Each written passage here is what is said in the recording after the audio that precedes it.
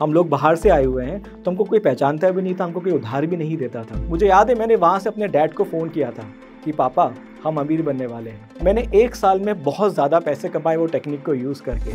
मुझे याद है मैंने अपने खुद की कार ली 2009 में, खुद का घर लिया 2010 में, जो अपने पेरेंट्स को गिफ्ट किया, जिसके भरोसे मुझे लगता था कि मैं बहुत ज़्यादा पैसे कमा सकता हूँ। मैंने लाइफ़स्टाइल बहुत बड़ी कर ली थी, उसने वो टिप्स देना ही बंद कर दी। फिर मेरे पास बाइक थी दोस्तों, मैंने अपनी वो बाइक बेच दी, साइकिल खरीद ली। मुझे 2014 के एंड में ये मालूम पड़ा कि मेरे डैड के ऊपर 1 करोड़ का लोन है। मैं लाइफ में बहुत डिमोटिवेट हो गया था, इतना डिमोटिवेट कि मैंने सुसाइड अटेम्प्ट भी किया हुआ है। मैं साइकिल से आज मर्सिडीज में घूम रहा हूँ। उसका रीज़न सिर्फ एक है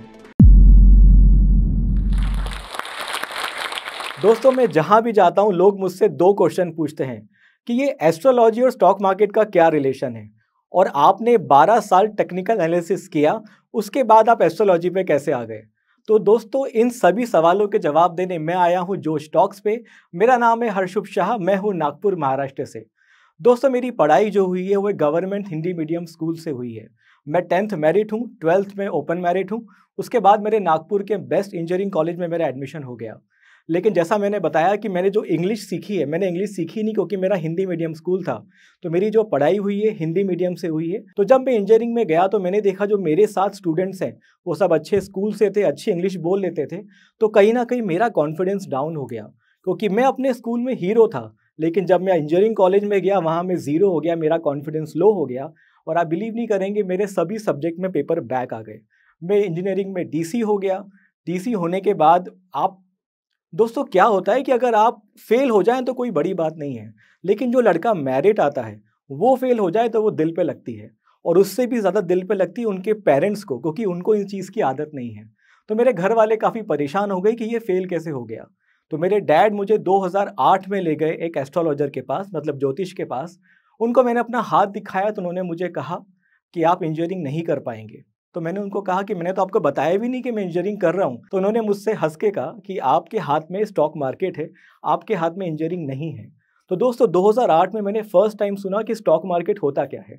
वो थॉट लेके मैं घर तो आ गया, लेकिन उस समय ना तो अच्छा इंटरनेट हुआ करता था, 5 रुपये का एयरटेल जीपीआरएस लेके हम लोग गूगल करते थे। तो मेरे पास स्टॉक मार्केट में कहाँ सीखूंगा, मेरे पास कोई ऑप्शन नहीं था। तो मेरा एक कजिन रहता है, मैंने उससे कॉल किया कि स्टॉक मार्केट होता क्या है।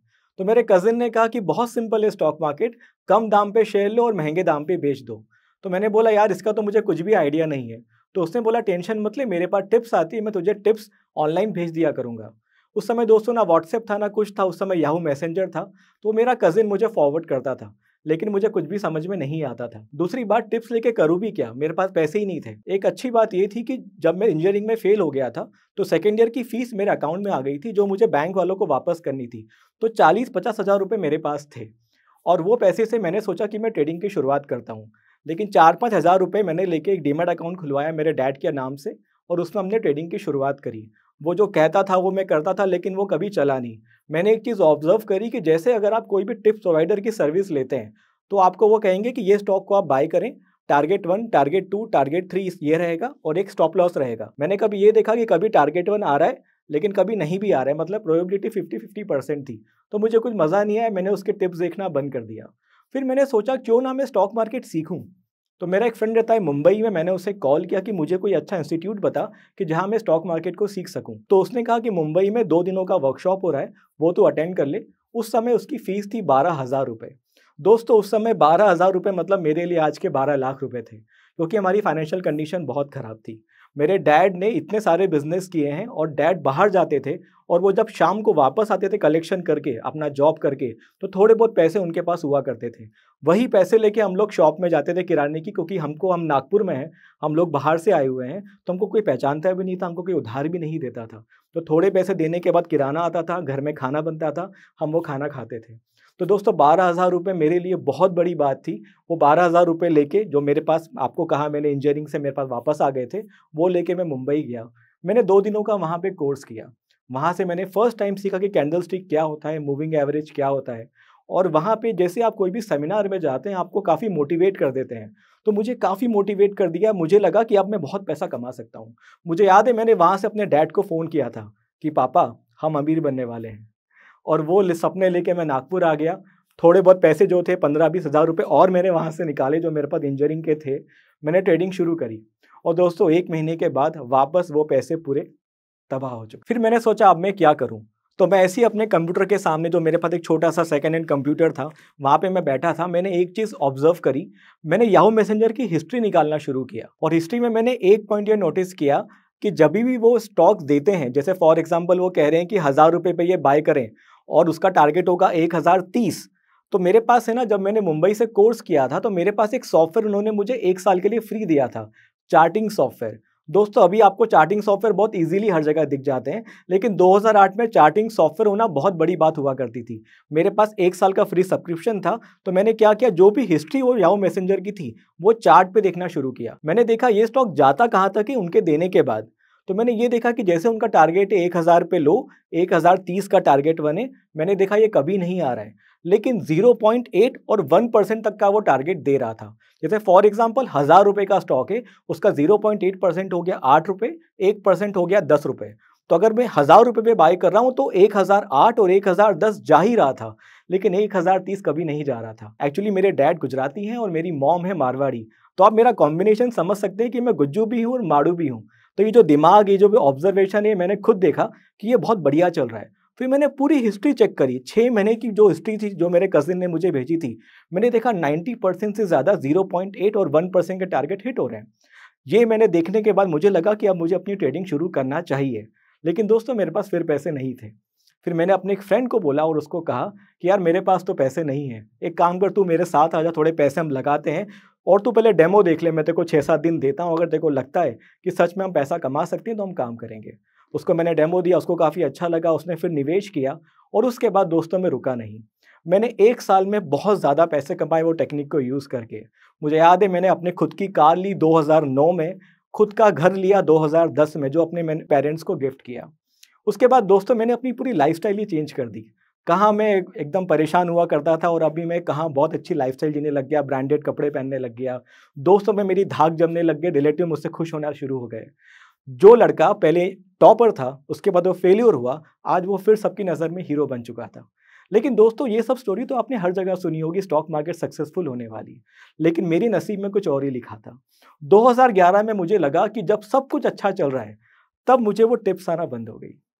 जिसके भरोसे मैं पैसे कमाए, जिसके भरोसे मुझे लगता था कि मैं बहुत ज़्यादा पैसे कमा सकता हूँ, मैंने लाइफ़स्टाइल बहुत बड़ी कर ली थी, उसने वो टिप्स देना ही बंद कर दी। मैंने उससे कॉल किया तो उसने बोला कि जहाँ से उसे आ रही थी उसने बंद कर दी। फिर मैंने उस कंपनी में कॉल किया तो मुझे मालूम पड़ा कि जो एनालिस्ट है वो यूएस शिफ्ट हो चुके हैं। तो दोस्तों अब आप समझ सकते हैं कि मेरी लाइफ़ कितनी चेंज हुई होगी। मैं पहले फेल हुआ, पहले अच्छा था, टॉपर था, फेल हुआ, फिर अच्छा किया, राइट? लेकिन इसमें सबसे बड़ा प्रॉब्लम पता है क्या है? ये मैंने किसी और के दम पे किया, जो मुझे टिप्स दे रहा था। अब वो टिप्स बंद हो गई, लोगों की उम्मीदें मुझसे बढ़ गई, लेकिन मैं खुद अपनी नज़र में गिर गया। मैंने सोचा कि अब मैं खुद इस टेक्निक को सीखूंगा कि ये टिप्स आती कैसे हैं। मैंने कम से कम 5-6 महीने और दिए, लेकिन मैं कुछ भी नहीं सीख पाया। थोड़े बहुत पैसे जो मेरे पास बचे थे, क्योंकि मैंने घर ले लिया था, कार ले ली थी, उसका भी 50% पैसा मैंने ये R&D करने में गवा दिया। अब मेरे पास एक ही ऑप्शन था, स्टॉक मार्केट छोड़ने के अलावा कुछ भी नहीं था। दोस्तों एक चीज़ और, कि जब मैं इंजीनियरिंग में फ़ेल हुआ था तो मैंने गिटार की क्लासेस लगा ली थी। मैं एक अच्छा म्यूज़िशियन हूँ, मैं गिटार भी बजाता हूँ और मैंने नागपुर के जो हमारा जो रेडियो स्टेशन है वहाँ पे मैं 2 बार फ़ीचर भी हुआ हूँ। मेरे सॉन्ग्स वहाँ पे रिकॉर्ड हुए हैं। तो मुझे लगा कि क्यों ना मेरी जो एक और पैशन है म्यूज़िक की, उसको मैं आगे बढ़ाऊँ। तो दोस्तों मैं चले गया 2012 में आजीवासन स्टूडियो, सुरेश वाडकर जी के स्टूडियो में। वहाँ पे मैंने अपनी लाइफ़ का फर्स्ट म्यूज़िक एल्बम रिकॉर्ड किया। और दोस्तों जब मैं अपना म्यूज़िक एल्बम रिकॉर्ड कर रहा था, तब बाजू के ही स्टूडियो में मैंने देखा कि मुझसे भी कोई अच्छा गिटार बजा रहा है, मुझसे भी अच्छा कोई सॉन्ग प्ले कर रहा है और मुझसे भी अच्छा कोई बैंड है। तो दोस्तों उस समय मेरी लाइफ़ की ट्रू कॉलिंग मुझे मालूम पड़ी कि मेरी लाइफ़ में मैं म्यूज़िक में अच्छा हूँ। लेकिन अगर म्यूज़िक में मुझे और अच्छा करना है तो कम से कम 5 साल या 10 साल मुझे और देना पड़ेंगे और इसके लिए पैसे भी बहुत लगेंगे, मेहनत भी बहुत लगेगी। ये सोच के मैं 2013 में फिर नागपुर आ गया और मैंने ये सोचा कि मैं वापस स्टॉक मार्केट में करियर बनाऊँगा।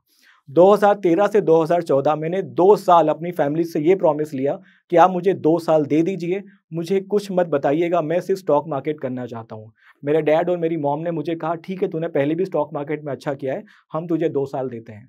उन 2 सालों में मैंने फिर स्टॉक मार्केट को सीखने की बहुत कोशिश की, लेकिन मैं बुरी तरीके से फेल हो गया। इन 2 सालों में मेरे डैड ने मुझे कभी ये नहीं बताया कि उनको कितनी दिक्कतें हैं, क्योंकि उनको ये लगा था कि मैं मेहनत कर रहा हूँ। मुझे 2014 के एंड में ये मालूम पड़ा कि मेरे डैड के ऊपर 1 करोड़ का लोन है। डैड के पार्टनर ने उनको धोखा दे दिया था, हमारी सेविंग धीरे-धीरे कम हो गई थी और मेरे मॉम-डैड ने मुझे सिर्फ़ इसलिए नहीं बताया ताकि मेरा माइंडसेट खराब ना हो, क्योंकि मैं रिसर्च कर रहा था। जब मुझे ये लगा कि अब मेरी लाइफ़ में कुछ नहीं बचा है, जो घर मैंने लिया था वो घर भी बिकने पे आ गया है, कार का तो नामो-निशान नहीं था।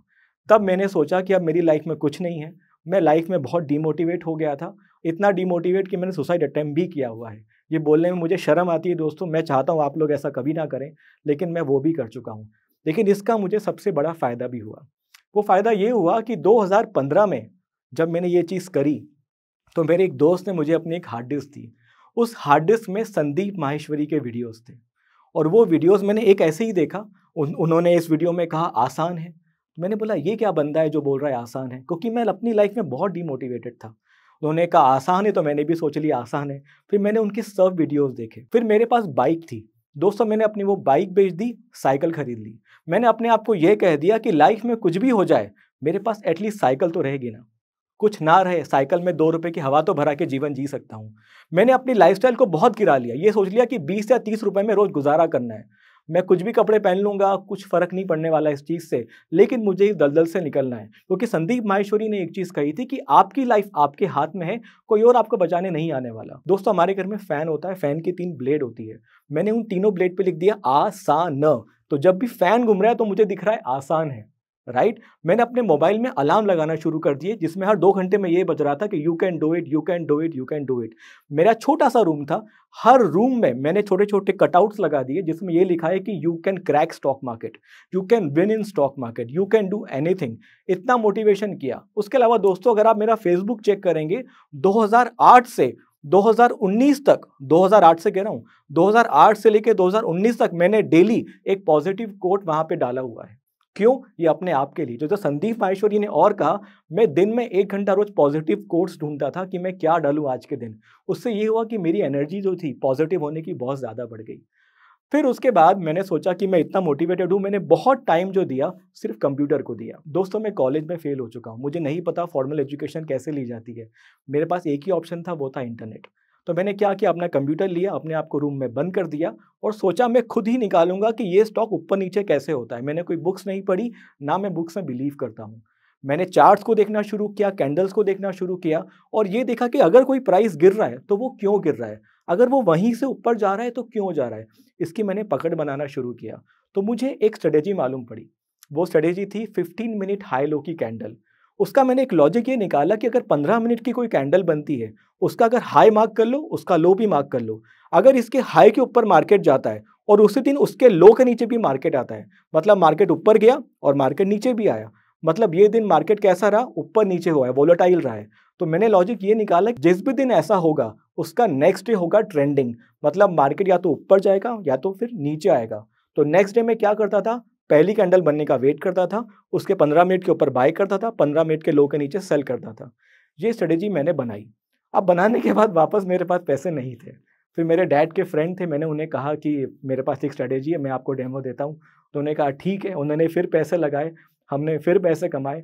2016 तक जितने भी डैड का लोन था 1 सीआर का, उसका 50% मैंने उसी साल चुका दिया। 2017 में दोस्तों मेरी लाइफ की सबसे बड़ी चीज़ हुई। 2017 में फिर संदीप माहेश्वरी जी का वीडियो आया।